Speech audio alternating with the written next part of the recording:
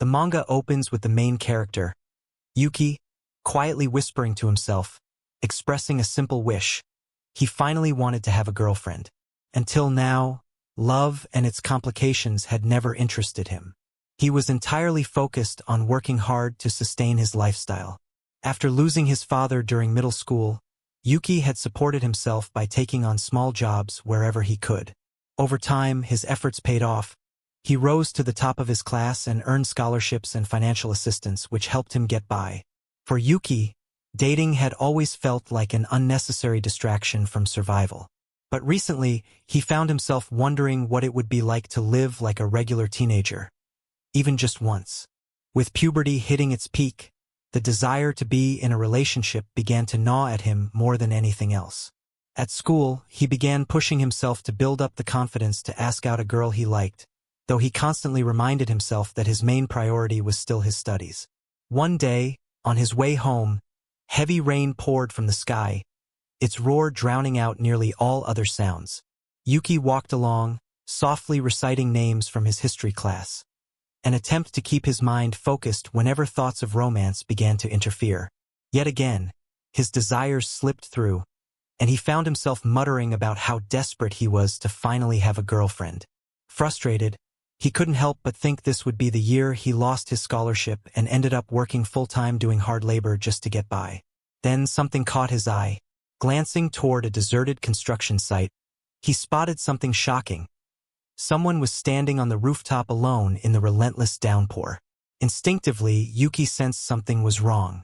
Without a second thought, he bolted toward the building and carefully made his way up to the roof. He knew from experience that sudden movements or loud noise could frighten someone in such a fragile state. Moving quietly, he opened the door to the rooftop, and just as he feared, the scene before him was grim. Someone had made a heartbreaking and desperate decision. As he prepared to act, the girl suddenly made a move he hadn't anticipated. Reacting instantly, Yuki lunged forward and wrapped his arms tightly around her, shouting with all the strength in his voice. He held her waist firmly to prevent any chance of slipping, using the fence for leverage as he pulled her back with everything he had. As the girl screamed at him to let go, Yuki calmly told her that in situations like this, any decent person would hold on tightly, tight enough to make someone reconsider everything. When they both collapsed onto the ground, she quickly scrambled to her feet. At a glance, her elegant uniform suggested she came from a wealthy or prestigious background, yet her actions were anything but expected. Unsteadily, she tried to move toward the edge again, but Yuki grabbed her arm. As she turned to face him, he saw a beautiful girl, tears streaming down her cheeks in thick, silent sobs. One look was enough to understand. Life had driven her to the edge, and the weight of her sorrow was something she clearly couldn't shake. Yuki was stunned. He couldn't comprehend how someone so striking, so seemingly perfect, could be in such despair. And in that moment, as confused as he was, a new realization hit him. His instincts kicked in, and he couldn't help but notice how breathtaking she was. He asked her what she was doing, but for a moment, she remained completely silent. Yuki, knowing what needed to be done, was about to contact her parents or alert the authorities. But just then, the girl spoke, her voice soft and fragile, pleading with him not to inform her family under any circumstances. Everything was happening so fast. He quickly told her that she needed to warm up right away or she'd end up with a cold. Shielding her from the rain, he added with a light, joking tone that his place was closer than the school or any nearby officials, and asked if she'd prefer to go there instead. To his surprise, she quietly nodded in agreement. Back at his place, Yuki couldn't shake off a sense of doubt. A small part of him wondered if the girl was used to situations like this, or worse, if she might be a fraud. Then, from the side, she gently approached and thanked him for letting her use the shower. Every movement she made was full of elegance and composure. He invited her to sit, and she quietly took a seat. A tense silence filled the room. Neither of them knew what to say, and the air was thick with discomfort. Breaking the silence, Yuki introduced himself. In return, she softly murmured her name. Remembering what she had been about to do earlier, he gently asked if she had truly meant it, if she had thought it through completely. She didn't respond. Instead, she lowered her head, and he reassured her that if that were the case, she didn't need to explain anything. But then, he noticed something that shook him deeply. Despite her polished appearance, her neat uniform, and everything suggesting a stable, well-off background, her body told another story. Bruises, clear and heavy, marked her skin. Something far more serious was going on beneath the surface. In a voice filled with despair, she finally spoke, admitting that she felt no purpose in life anymore, that simply being alive no longer felt like a blessing. Yuki had never heard anyone say such heartbreaking words before. Deep down, he feared that if nothing changed, she would eventually try to take her life again somewhere else. His mind began racing, listing out anything he could possibly do to keep her from slipping further into despair. Then, with sudden determination, he spoke up, asking her to be his girlfriend. The girl stared at him as if he were some bizarre creature. And truthfully, he understood how strange and inappropriate his words must have sounded in that moment. Flustered, he jumped up and started behaving like a child, desperately trying to explain the ridiculous request. He told her that since she felt like she had nothing to hold on to, maybe, just maybe, this could be a reason for her to keep going, even if only for a little while. Yuki did his best to sound sincere, not creepy or weird, though his hormones were clearly influencing his behavior.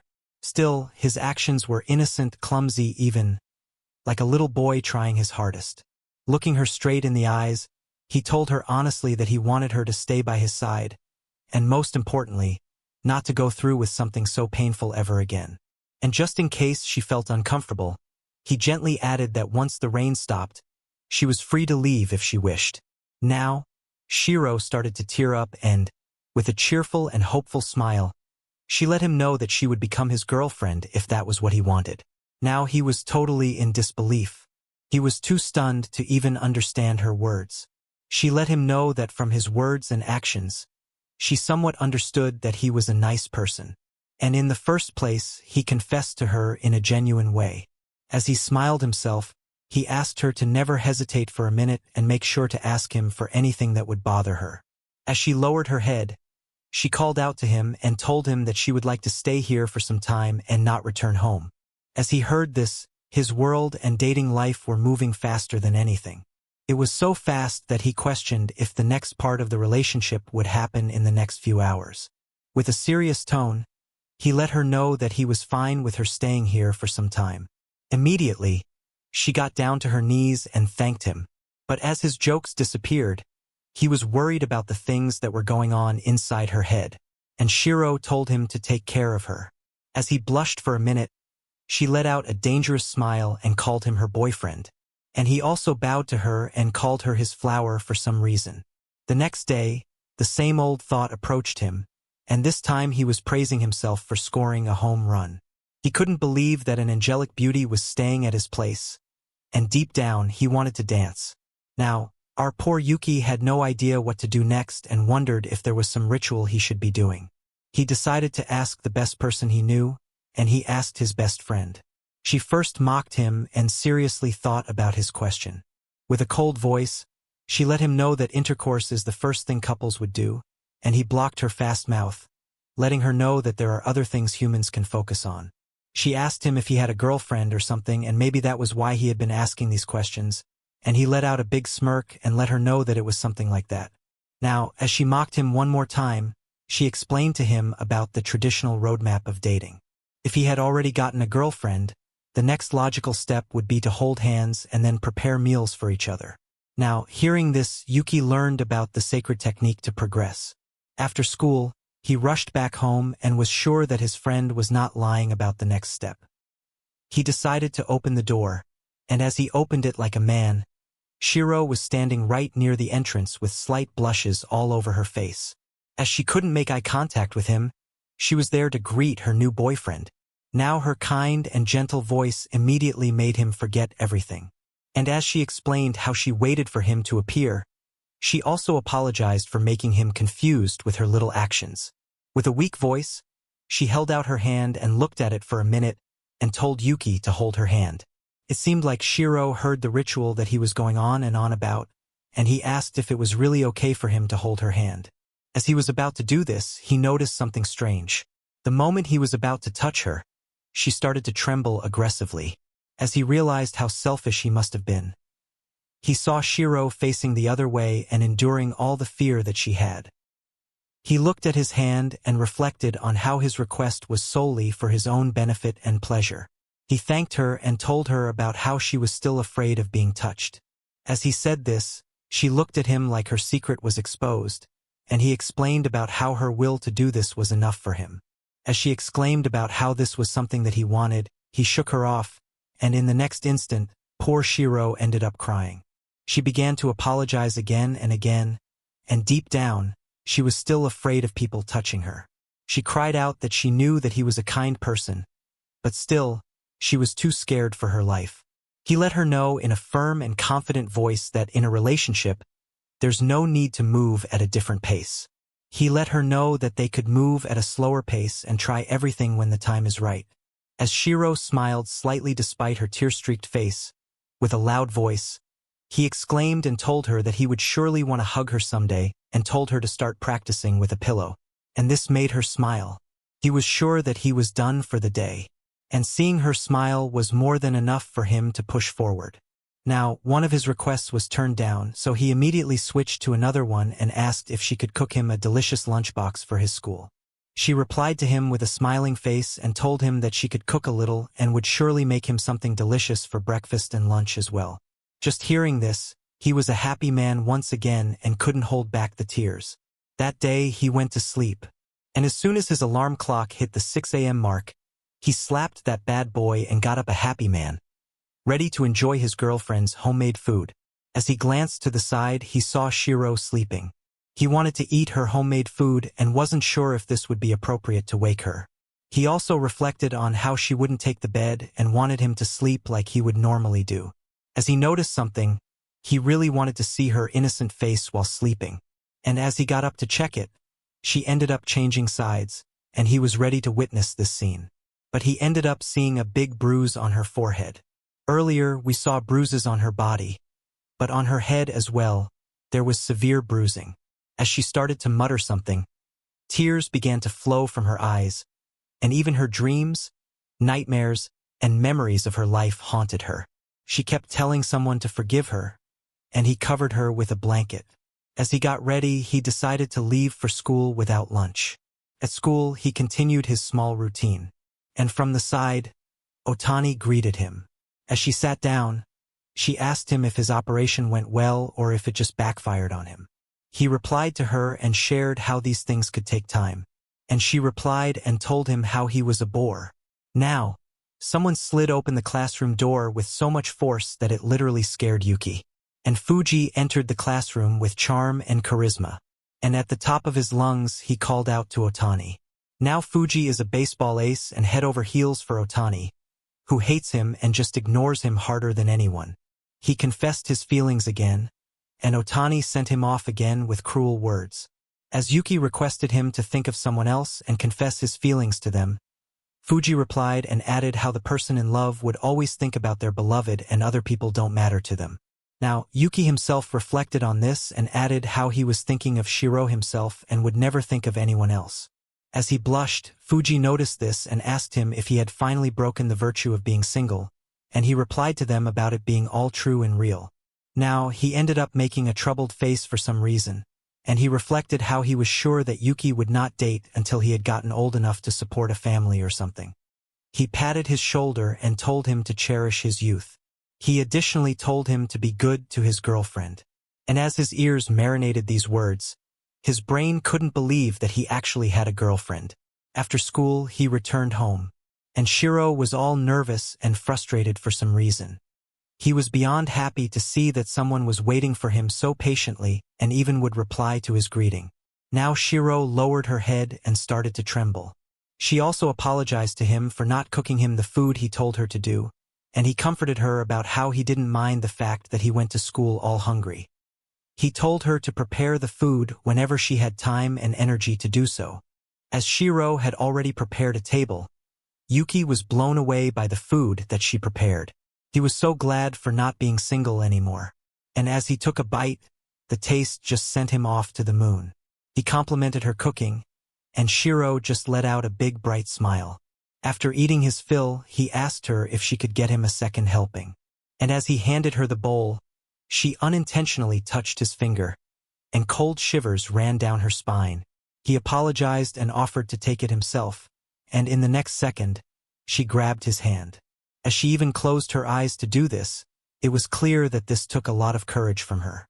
He called out her name, and she replied to him and shared how she was not that afraid. She started to add about the things that she had been experiencing and how the little things that he had been doing were filling her with some hope.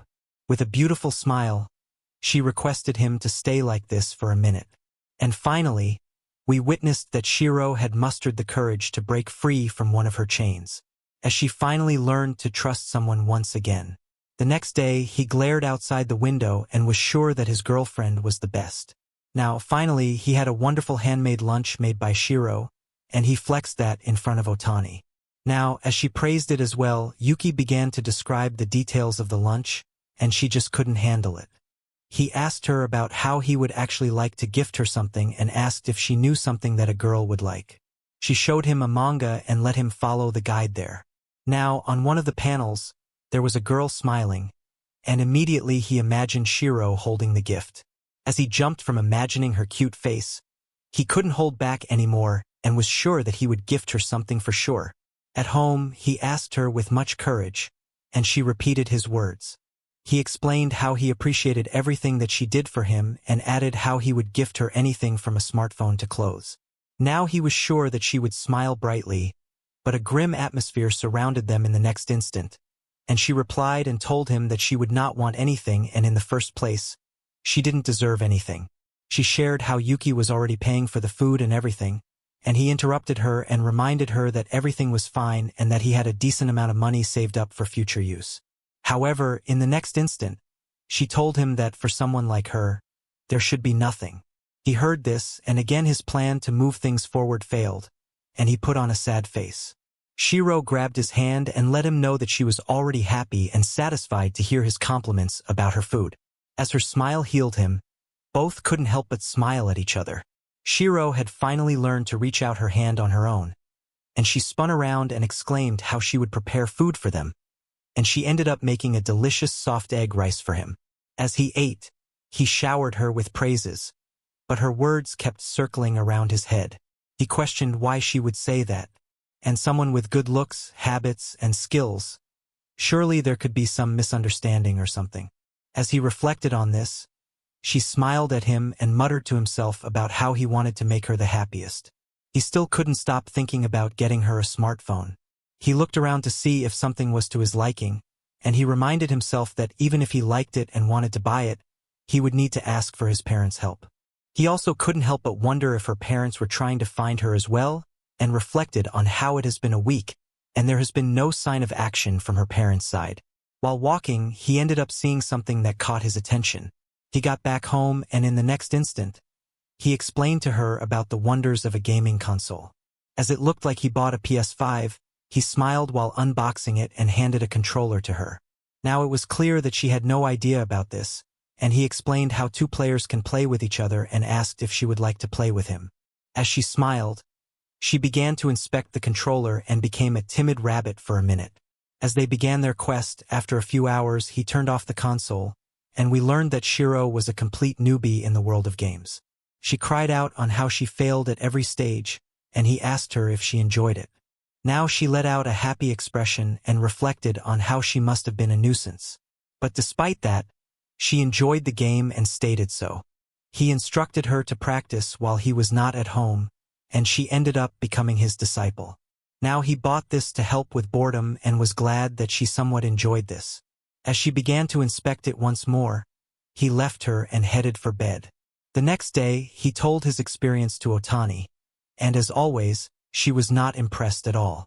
She added how he must have bought it specially for her, and he blushed again and replied about how it must have been helpful. Now, Ootani herself added how it was very weird about how it has been a week, and there have been no calls from her parents whatsoever.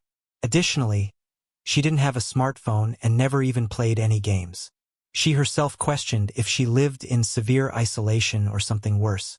And despite their happy moments, He could never shake off the first meeting with her and the things she was doing. There were also bruises that covered her body. She reminded him that she had someone she could contact from her school, and she could help them dig into her past or something. And he refused and added how it was not right, and she herself didn't talk about herself. As he remembered her smiling face, he told her that she would definitely tell everything to him when the time was right. She broke the ice and reminded him how he didn't know how to interact and intervene with strangers. She added that there are some people who are unknowingly waiting for someone to intervene in their lives, and most of them are girls. He asked her about this vague statement, and she shook him off and shared about how there are many people who have something that they want to share but can't find the right words.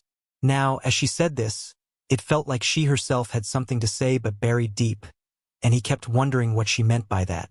After school, he went to his shift, and as he returned, he was amazed about how she had adjusted to her new lifestyle.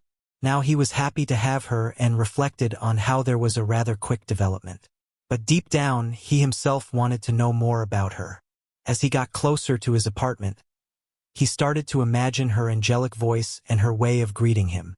He imagined it over and over, and once he opened the door, he noticed that she wasn't there. He went to the kitchen area but didn't see her. And there, Shiro was lying right near a knife. As she lay there, his whole perspective changed for a second.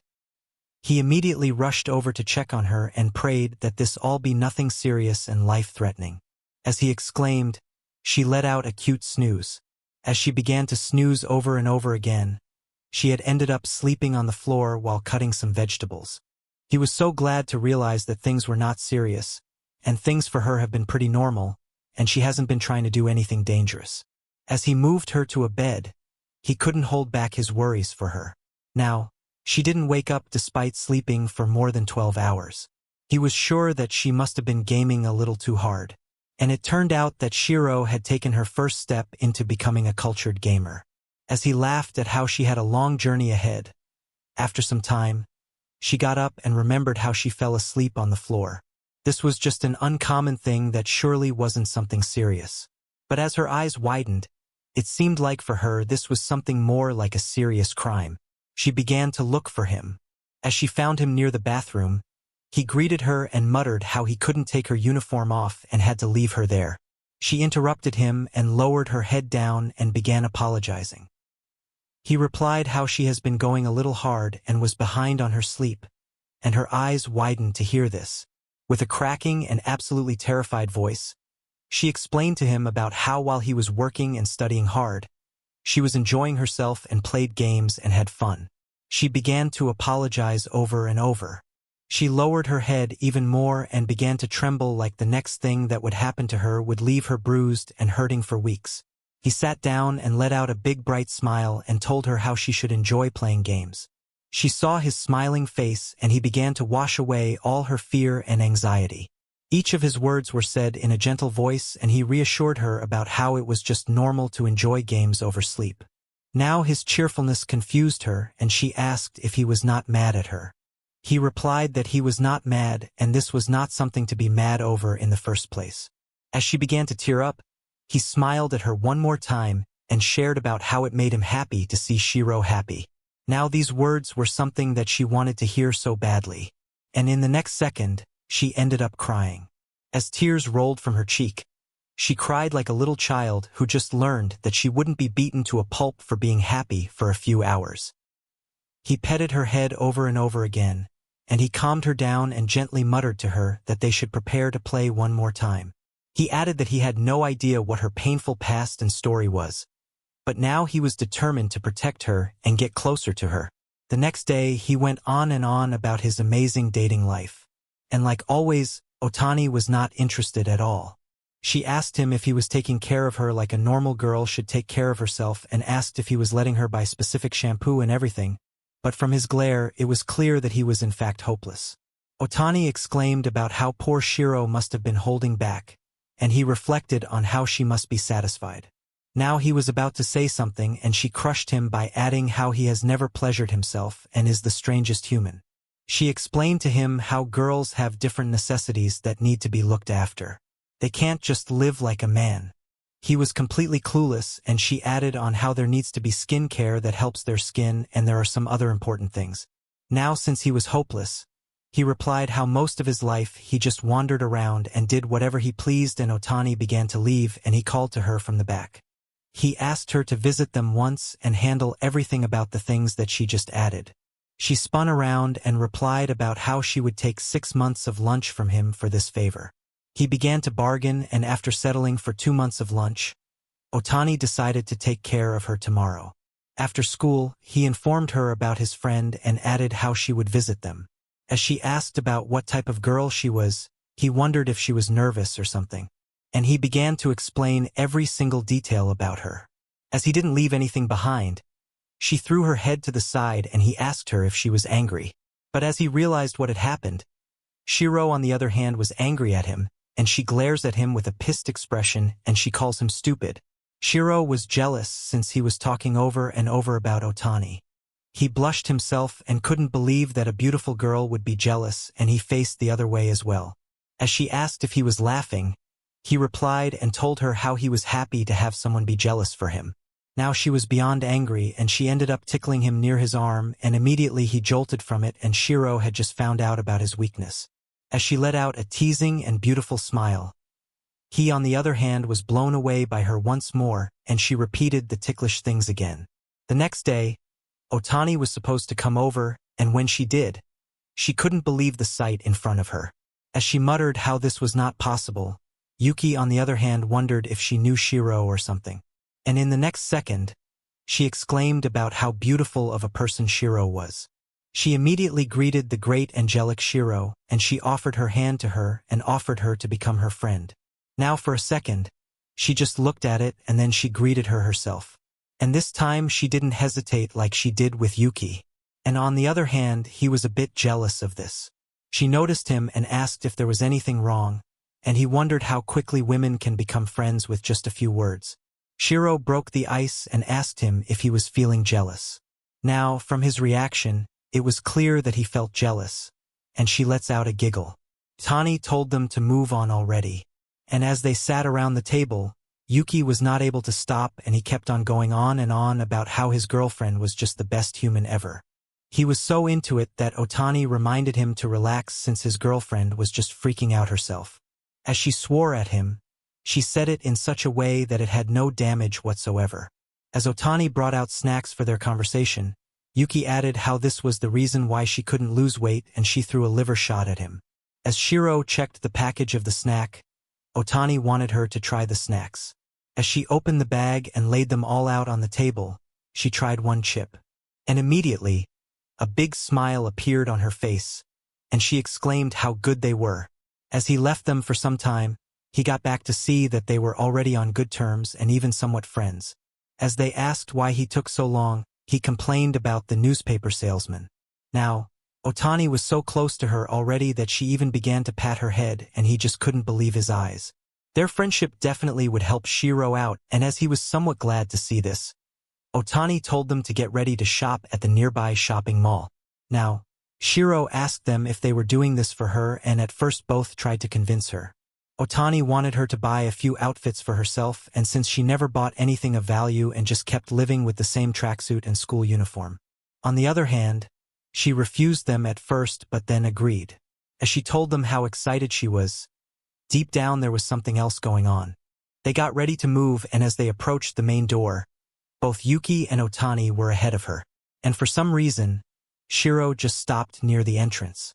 And as Yuki noticed this, he spun around to see that Shiro was absolutely terrified to leave the house. He immediately realized that she was still paranoid, and he called out to her, and she smiled back at him and told him that she was fine. But from one look at her, it was clear that nothing was fine and she was barely holding on. As she was about to fall, Yuki grabbed onto her, and with a confident voice, he told her that no matter what, he would be there to support her. He reminded her to take small steps and told her to sit. As she muttered in a weak voice, she sat down. When she entered his home for the first time, she never wanted to leave and face the harsh world ever again. And taking these steps were something that reminded her of the things that she suffered. As Ootani asked if she stayed at his place the whole time, Shiro apologized and told her how she couldn't leave. And the moment she stepped outside, all strength left her body. Ootani realized that she actually pushed a helpless person, and both agreed that it would be best to go for shopping another time. As she listened to this, she screamed at them and told them that she would go and would not have them spoil her forever. As Yuki reminded her not to force herself, she glanced over to him and told him that she would like to see his reaction of his girlfriend all dolled up. As he smiled, he grabbed onto her hand and they began to walk outside together. As she trembled, Yuki helped her throughout the way. He became the strength that she was looking for. He didn't let her go and made sure that she would cross this difficult fear of hers today. As she stepped outside, he helped her overcome another fear of hers, which was beginning to haunt her.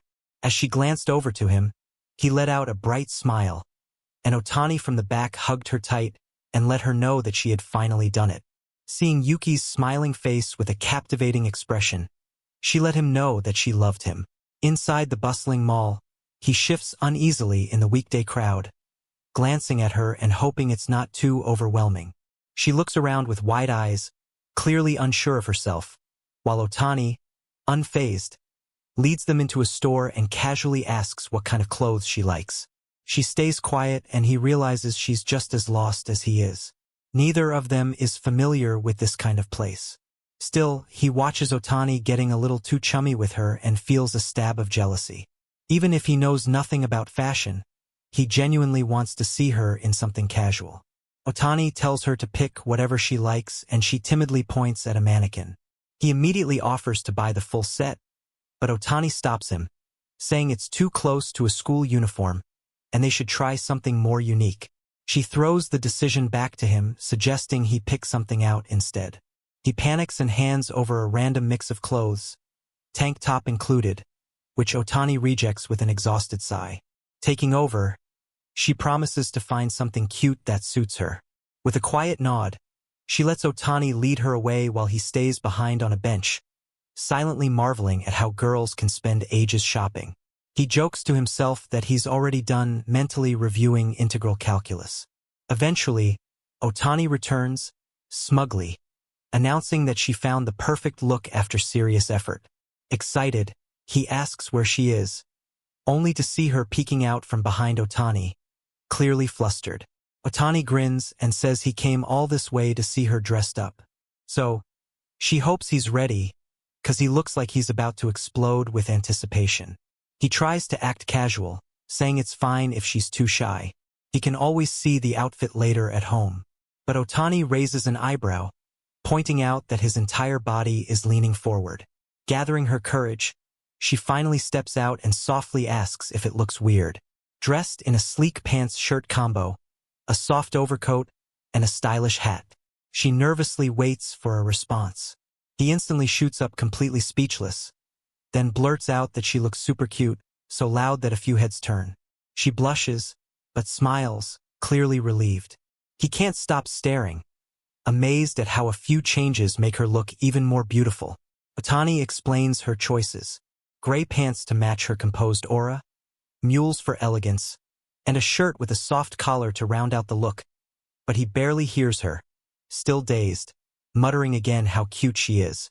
Ootani smirks, saying he's already said that 5 times and might want to stop before Hatsushiro collapses from embarrassment. He apologizes and gently brushes her hair aside, but she just smiles, saying she's happy he likes it. Inside, he's absolutely losing it. He wants to hug her so badly. But before he can make a move, Ootani slaps a hand on his shoulder and says she's not letting him walk beside such a stylish girlfriend while looking like a broke student. It's his turn now. As Hatsushiro sips tea, Ootani drags him off and shoves a pile of clothes into his arms, telling him to try them on. Overwhelmed, he asks if she's even thinking about the choices or just grabbing anything, and she laughs, folding her arms and saying that compared to Hatsushiro, nah, just kidding. He's tall and sturdy, so it'll work. He casually mentions being in a sports club back in middle school and doing manual labor for his part-time job. But she smirks and jabs that if his face were just a little more charming, maybe he'd actually be popular. He gasps, calling it a total diss, but she shrugs, saying someone out there probably likes his face. Maybe. Then she waves off the banner and tells him just to try the clothes already. He sighs and ducks into the changing room, grumbling about how tight the jeans are. From outside, she mocks his struggle, saying tight jeans aren't some noble act of love, and he gets smacked by women everywhere for whining about it. Then her voice shifts to something gentler. She brings up Hatsushiro, saying it's clear now she's carrying a heavy burden. She doesn't know how the two ended up living together, but she can guess it started with a rain-drenched girl weighed down by sorrow. He quietly admits that's basically it, though he leaves out the full truth. She tells him she understands why he's avoiding the details and promises to respect that, but confesses she's grown fond of Hatsushiro and plans to look into things herself. If he doesn't want to know what she finds, she won't tell him. It's that simple. He looks up with a small smile and says, "She really is a good woman." She flips her hair dramatically and says, "Obviously, one of the best in the world." Then she snaps back to business, asking if he's done. He steps out in an oversized sweatshirt and slim-fit jeans, standing stiffly as he asks how he looks. She falls silent, completely taken aback. He fidgets and urges her to say something, worrying aloud that if she stays silent, he'll assume he looks awful. She finally breaks into a smile and says he looks way better than she expected. Flustered, he turns away, muttering that it must be pretty good, then blinks as she suddenly starts walking off. He calls out, asking where she's going, and she casually replies that her prep course is about to start. He raises a brow and reminds her she recently pulled an all-nighter at a family restaurant drawing manga. She smirks and plays coy, saying, "Maybe she did, maybe she didn't, but right now he should show his new look to Hatsushiro. There's still time, so he should take her for a walk or something. Might as well enjoy the moment." Waving a quick goodbye, she heads off. He watches her go, stunned. Slowly, realizing she'd been thinking of them the whole time. No doubt about it, she really is one of the best women in the world. He calls out a sincere thanks, and she waves without turning around. Gripping the bag with his new clothes, he smiles to himself, deciding to follow her advice. He steps out of the store, heart pounding at the thought that this will be their first real date. Yuki rushes through the crowd, heart thumping as he imagines their hands intertwined like the couples around them. It's silly, but the thought sends a flutter through his chest. This really feels like a date. He spots her at a cafe table and waves, hurrying over with an apology for the delay. She peeks up, then quickly lowers her eyes, murmuring that maybe the outfit doesn't suit her. He tries to reassure her, but she admits she looked away because he looked too cool. They both flush red, swallowed by silence. Mentioning Ootani's early exit due to curfew, he hears her murmur that she should thank her again. Trying to break the tension, he excuses himself and slips into the restroom, staring hard at his reflection. Regret weighs on him. If only he'd reached for her hand earlier, maybe they'd be walking together right now. He gives himself a quiet mental slap and heads back with a resolve to reset the mood. But as he nears the table, his breath catches. Two unfamiliar men stand beside her, leaning in with casual arrogance. Their voices smooth as they ask if she's eaten and offer to treat her. She sits stiff, head lowered, saying nothing. Then one of them, annoyed by her silence, raises his hand toward her shoulder. Before the man's hand can reach her, Yuki appears in an instant, grabbing his wrist midair with a calm but cutting tone as he warns him not to touch her. Both men freeze, startled by his sudden presence and the seriousness in his eyes. Hatsuro looks up, surprised. The man yelps in shock, but Yuki twists his wrist just enough to make his point. The second guy raises his voice, demanding what's going on. But before it escalates, a tall figure steps in. Fuji, Yuki's towering friend. With a relaxed grin, he greets Yuki, then glances at the two men and asks who they think they are. One tries to act tough, but the other mutters nervously about Fuji's size. Keeping it light, Fuji tells them to lower their voices, then casually turns to a nearby table of girls and invites them to lunch. The girls clearly impressed except with bright smiles. Seeing the shift, the two men quickly back off, awkwardly apologizing and even shoving cash at Yuki to treat his girl. Yuki doesn't even glance at the money, focusing solely on Hatsushiro.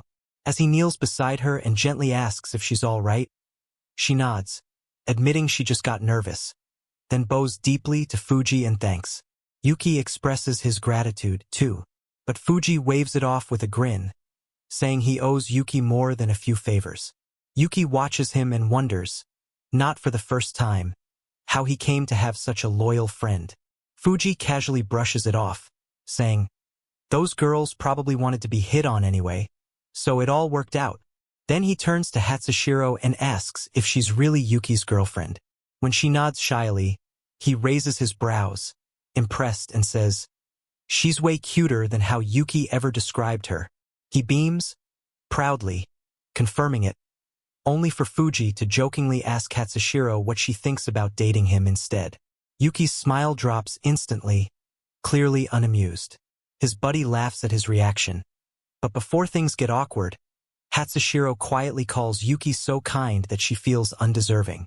Yuki turns red, too flustered to respond, while Fuji grins and says he's just kidding. He's got Ootani to handle anyway. Then he leans in and whispers to Yuki that she seems like a good one, and Yuki agrees. With that, Fuji waves goodbye and strolls off toward the other girls. Hatsushiro states he seems nice, and Yuki nods, saying they get along well. She hesitates, then admits she's a little jealous and would like to see more of Yuki at school. He flusters again, then suggests they walk around a bit since they're already out. When she asks if this is a date, he gives a small nod and holds out his hand. She smiles and takes it, but after a few steps, her legs wobble and she nearly falls. He catches her quickly, alarmed, but she insists she's fine, just a little dizzy, figuring she's still rattled from earlier. He tells her not to force herself. She tries to smile through it, saying she wants to spend more time with him, but he gently says they should head home and that resting is okay, too. As she looks down, disappointed, he offers a soft deal, hold his hand the whole way back. Her eyes well up and she asks why he's so kind. He simply says it's because he wants to be. She nods and says she's happy. They walk home hand in hand, faces warm and pink the entire way. At school, Ootani complains that the two haven't worn the outfit she carefully picked out, annoyed that all her styling efforts have gone to waste. Yuki explains that both he and Hatsushiro feel a bit awkward wearing something so stylish on a regular day, so they decided to save the clothes for special occasions. Ootani is surprised by how seriously they've taken it, admitting she didn't expect it to be that meaningful, though maybe they're just overthinking it. Their chat is interrupted when the classroom door suddenly slams open and Fuji enters, instantly drawing all the girls' attention with his charm, except Ootani, the only one he actually cares about. He runs straight to her, dramatically praising the beauty of the day, only for her to respond with a swift kick to his face. Yuki winces as Fuji goes flying, muttering that the school's top-rated face just took a major hit. Ootani casually claims it's self-defense while chewing on her lunch, completely unfazed. Yuki asks if Fuji's okay, and he grins from the floor, saying he feels amazing. Yuki stares in disbelief, wondering aloud if he's some kind of masochist. As Fuji practically sparkles and begs Ootani for another kick, she refuses, disgusted. Yuki explains how Fuji, despite being top of the class, seems to enjoy getting beaten up by Ootani, who in turn wants nothing more than to be left alone. They're the most mismatched pair ever. Out of nowhere, Fuji remembers something important and tells Yuki the principal wants to see him after school. That afternoon, Yuki walked through the quiet hallway, confused about why the principal would call him directly. Usually, they only exchange friendly small talk, and he's never been in trouble. As he steps into the office, the principal welcomes him warmly and apologizes for taking up his time during school hours. Yuki says it's no issue and asks what it's about. The principal gestures toward a man sitting silently at the back of the room. Yuki turns around to find Fuji sitting next to a man who greets him with a firm, confident handshake. The man introduces himself as Kuji Shimizu, the newly appointed coach of the baseball club. Shimizu admits he's heard Yuki hasn't played in 2 years, but says he can tell just by watching that Yuki still has the hands of a pitcher and the instincts of an ace. Slinging an arm around his shoulders, the coach encourages him with genuine enthusiasm, claiming a comeback is well within reach. The energy catches him off guard, and even Fuji, quietly sitting behind, looks a little impressed. Still puzzled, Yuki glances at his friend and asks Shimizu if they've met before. The coach offers a sheepish apology, saying he expected to be recognized. Fuji steps in, casually explaining that Yuki's been completely detached from the scene lately. As it turns out, director Shimizu isn't just any coach.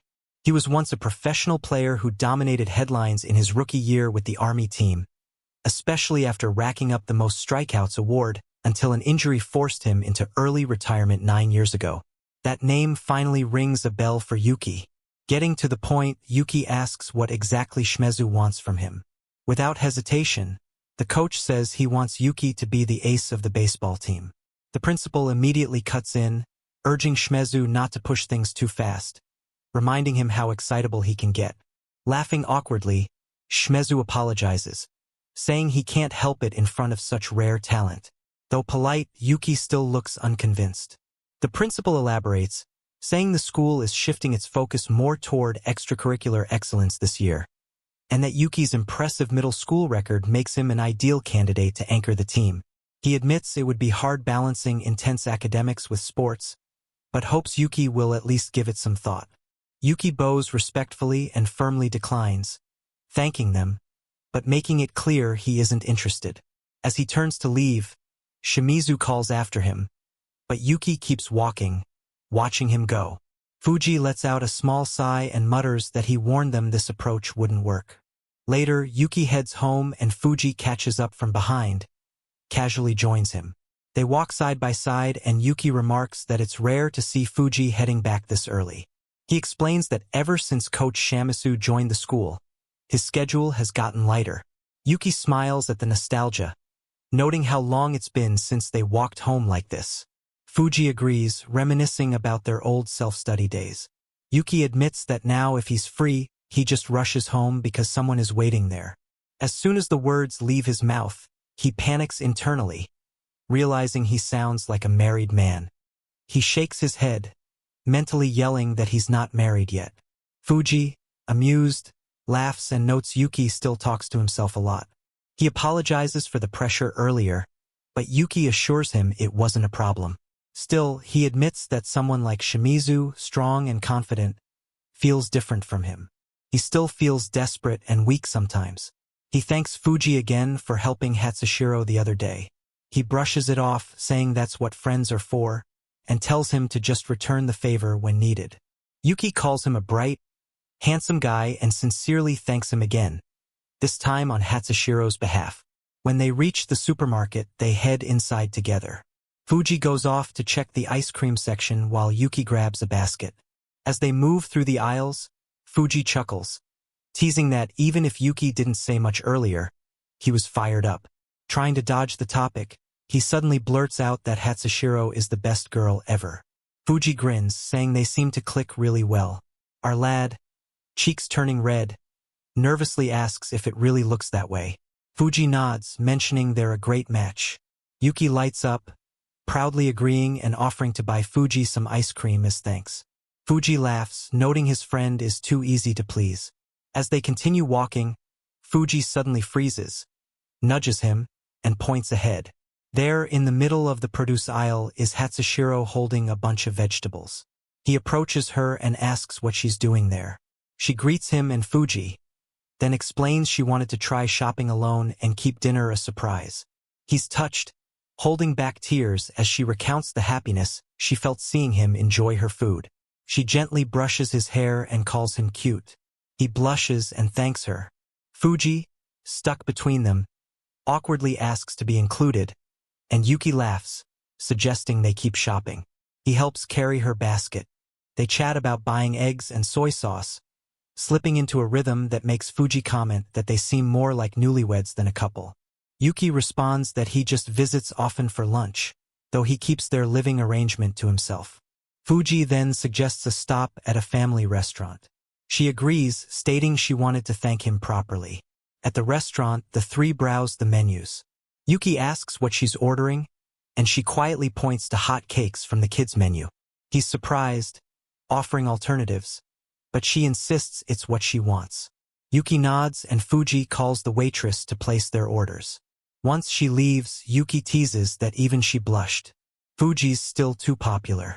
He downplays it, mentioning that there are plenty like him, but Yuki groans that the modesty is getting annoying when guys like him seem good at everything. She gently adds that she agrees. Fuji is amazing and thanks him again for that day. Smiling, he replies that it's only natural to help a best friend's girlfriend. Yuki, still curious, hesitates before speaking. Fuji gestures for him to go ahead, but before he can, she quietly interjects. She wants to know more too about him. A faint blush rises on her cheeks, surprising him. Fuji bursts into laughter, teasing that her feelings are obvious. He begins recounting how they first met during a spring tournament in their second year of middle school. Back then, Fuji was batting cleanup, confident and coasting. Yuki, just a first year, took the mound with sharp form and intense focus. Despite not being in a club, he dominated, crushing Fuji's team with a triple that brought in 3 runs. Later, Fuji passed by a park and found him practicing alone, endlessly repeating a pitch that already looked perfect. When Yuki tossed him a ball and offered a casual apology, he didn't even recognize him. Even now, when reminded, Yuki tries to deflect just as the waitress arrives with their meals. She smiles, noting the impression Yuki must have left and wonders if that makes him a kind of benefactor. Fuji grins and admits he quit training just 3 days later, which leaves her confused. He explains that people had always called him a genius. Life had been effortless, empty. But watching Yuki, who surpassed him in both baseball and studies through sheer effort, made him realize he never truly pushed himself. Maybe he never wanted to. Now he just enjoys the ride. Calling Yuki his benefactor again and joking about turning this into a routine over good Neapolitan pasta. Yuki eventually asks why he still plays if he doesn't even enjoy it. Fuji simply shrugs. It doesn't matter. That evening, Yuki struggles to study, his father's drills echoing in his mind. He pushes through and finishes. Nearby, she waits quietly, offering him tea with a gentle compliment. Sitting side by side on the floor, their hands touch. She traces the calluses on his palm, softened now, but still marked by years of baseball. He admits they've mostly healed. She murmurs that it must have hurt. He blushes, then takes her hand and calls it beautiful for all the work it does. She thinks of her own rough from chores and cooking, but he thanks her with a warm smile. Tears suddenly fill her eyes. He lets out a soft chuckle, brushing her cheek, and gently asks what's wrong.